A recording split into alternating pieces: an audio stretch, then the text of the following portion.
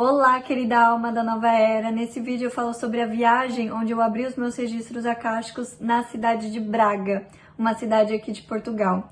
E se você ainda não sabe o que são os registros acásticos, tem um vídeo aqui no canal que fala direitinho sobre isso. Então depois vai lá dar uma olhada para entender melhor. Em abril desse ano, de 2025, eu fui para a cidade de Braga e eu caminhei sem rumo, tentando procurar um lugar que fosse silencioso para conseguir abrir os meus registros acásticos. Eu costumava e costumo ainda fazer muito isso. Não ter um roteiro, mas só caminhar para onde eu sinto que eu devo ir. A primeira igreja que eu encontrei, ela já me chamou a atenção e eu entrei nela. E de fato, no início ela estava bem silenciosa, só tinha 2 pessoas. E aí eu fui caminhando mais para frente e sentei em um dos primeiros bancos, já para fazer a abertura dos meus registros. E eu já percebi que cada vez mais que eu abro os meus registros, a sintonização fica muito mais fácil e rápida. Só que naquele dia, apesar de eu estar sentindo muito fácil a minha energia, ela não estava tão estável. E eu precisei ficar fazendo orações durante grande parte da abertura para tentar reduzir o impacto daquela energia tão densa que eu senti que estava impregnada no espaço. Eu fiz algumas orações de Mãe Maria até sentir uma mudança e uma leveza maior no meu próprio campo. E foi interessante que enquanto eu estava na minha meditação para fazer a abertura dos registros, um rapaz, que eu não cheguei a ver o rosto, ele sentou atrás de mim, num dos bancos do meio. E ele começou a chorar de soluçar. E eu só me toquei disso porque eu estava tão concentrada que depois que eu fui ouvir um choro de desespero. Então, assim, talvez a jornada não era só minha, né? Quando eu finalizei as minhas orações, eu tomei a calmaria dele, como também uma energia mais harmoniosa dentro daquela igreja. E o lugar estava quase que totalmente escuro. Depois que eu fui reparar que realmente, visualmente, parecia que ele carregava alguma coisa sombria. Não parecia um lugar tão legal. A minha primeira intenção, acima de qualquer outra intenção específica que eu tenho durante uma viagem, é e sempre será eu estar aberta para aquilo que o lugar pode refletir desde o meu interior e me ensinar a partir disso. Mas nessa viagem a Braga, eu não coloquei nenhuma intenção específica. Eu só coloquei essa intenção inicial e deixei tudo em aberto.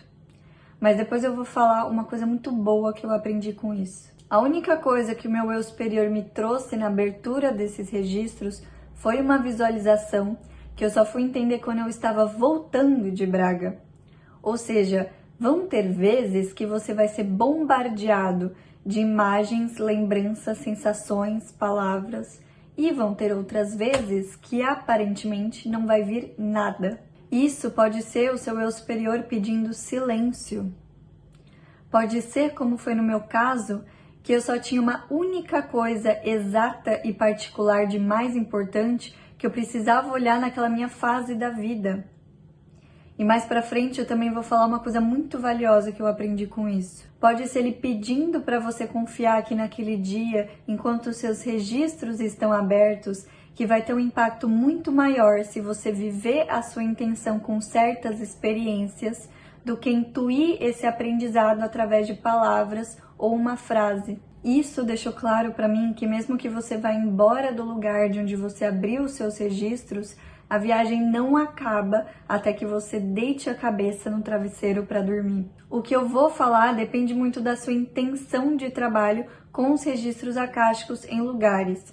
Mas se o seu objetivo principal é o autoconhecimento e não o lugar em si, não feche os registros até que você vá embora de um lugar. Porque pode ser que a informação que você precise venha justamente quando você vai fechar os registros ou perto de fechar eles. Então eu só fui entender a visualização que o meu eu superior mostrou para mim no início, quando eu já estava no ônibus voltando para casa. E uma curiosidade sobre mim é que grande parte das minhas transformações emocionais e espirituais aconteceram quando eu ficava sentada no ônibus durante 1 hora ou mais. Eu acho que isso é quando você não tem mais outra opção a não ser ficar obrigatoriamente em silêncio, e aí as respostas vêm de um jeito muito mais fácil. Saindo daquela situação energética um pouco mais complexa que eu passei na igreja, agora eu já estava com os meus registros acásticos totalmente abertos, E eu percebi que o meu campo ainda carregava uma certa necessidade e não responsabilidade, são coisas bem diferentes, em ajudar o outro. Senão eu não estaria envolvida numa situação mais preocupada em proteger o meu campo e o campo que estava ao meu redor do que ouvir o que ele tinha para me dizer. Quando você se sente na necessidade de ajudar o outro, mais como se fosse uma obrigação, você se sente desgastado. E o desequilíbrio correspondente disso é que, de alguma maneira, as pessoas que podem receber da sua ajuda também não estão tão receptivas para buscar auxílio. Isso torna algo exaustivo dos dois lados. Isso me deu uma clareza ainda maior que a ajuda acontece de uma forma natural e consciente quando você já está em alta vibração. Você não precisa se esforçar para isso. Foi a mesma ideia que eu trouxe no meu primeiro vídeo, Mensagem à Nova Era, que aliás foi um dos vídeos mais transformadores da minha vida inteira. A ajuda é uma consequência e um apoio a mais, assim como qualquer energia abundante que já te preenche e que depois é capaz de também preencher o outro. E assim você não canaliza a sua energia unicamente para uma ou mais pessoas, mas você canaliza a sua energia para executar o seu serviço. E como efeito, isso pode beneficamente atingir a quantidade de pessoas que vão desejar se beneficiar através de você. Nessa viagem e em algumas outras que eu cheguei a fazer, eu fiz o teste de ler os meus registros abertos em um determinado lugar, estando acompanhada.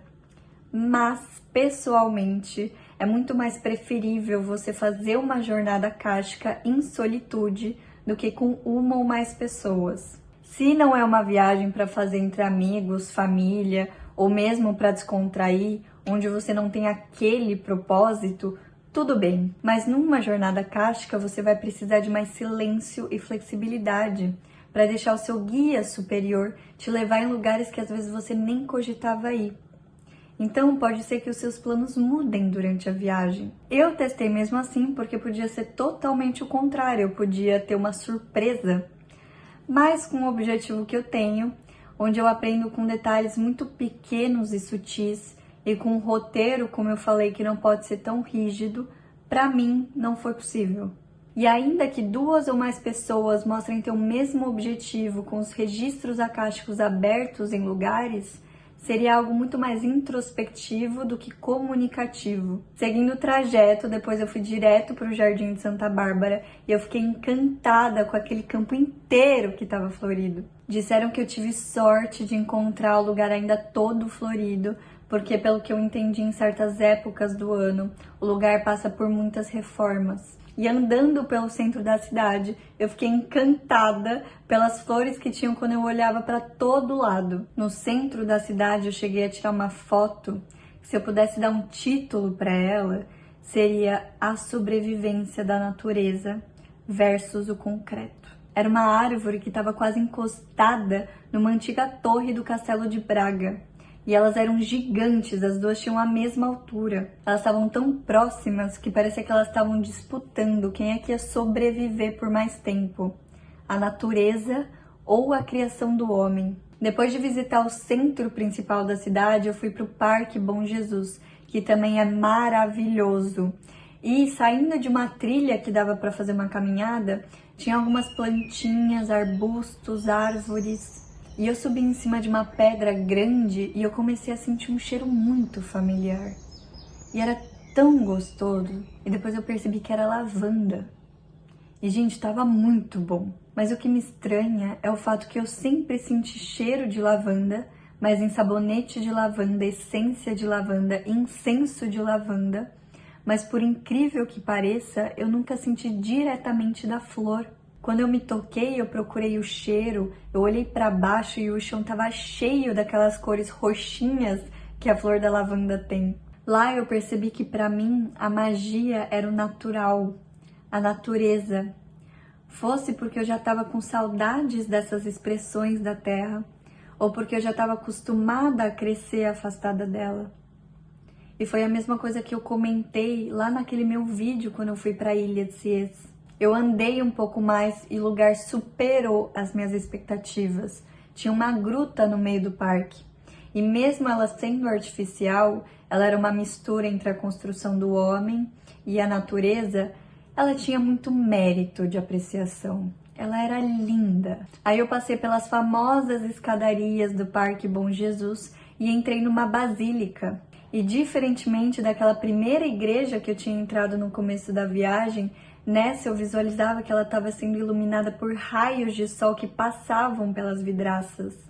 Era uma energia muito mais leve, muito mais clara. O símbolo dessa viagem foi a borboleta branca, porque eu também vi ela durante a viagem, mais uma vez. E o cavalo como animal de poder. Nesse Parque Bom Jesus do Monte, próximo de uma das entradas, tinha alguns cavalos que você podia dar um passeio. A primeira vez que eu vi eles, eu não sabia que podia dar um passeio. Eu só queria chegar para ver mais de perto, porque eu estava muito feliz com a oportunidade de ver o animal, que pessoalmente, para mim, representa uma energia de poder que é a liberdade. E depois eu cheguei a dar um passeio, mas eu fiquei com um pouco de medo, porque parecia que o meu estava andando um pouco mais rápido do que ele devia. E vamos dizer que o instrutor, o supervisor, que era para estar junto comigo, ele não estava. Então, eu fiquei com um pouco de medo. Eu já visualizava há muito tempo e com muita frequência o cavalo dentro do meu campo. Mas não necessariamente porque eu achei que ia acontecer na minha realidade, mas porque eu realmente sempre tive um grande amor pela energia que esse animal carrega e pelo símbolo libertário que a minha consciência atribuiu a ele. Quando eu voltei do parque para a cidade, eu fiquei caminhando um pouco mais por lá e eu fui para mais 2 igrejas. Eu fiquei uns minutinhos em silêncio em cada uma delas para sentir como estava o espaço e para ver se realmente tinha alguma diferença entre elas. A primeira, por exemplo, me trouxe uma certa sonolência. E se eu pudesse dar uma imagem física para o espaço, é como se uma névoa flutuasse pelo ambiente. Não era uma coisa nem positiva e nem negativa.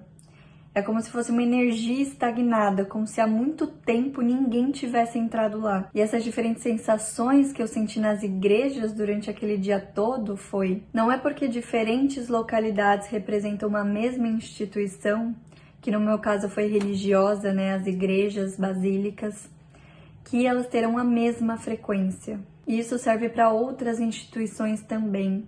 Pode ser educacional, de escola para escola, uma instituição de saúde, de hospital para hospital, uma instituição cultural. Se um lugar tem uma energia elevada ou não, depende dos seres que circulam lá. Principalmente aqui serve o conteúdo de pensamentos emitidos no espaço.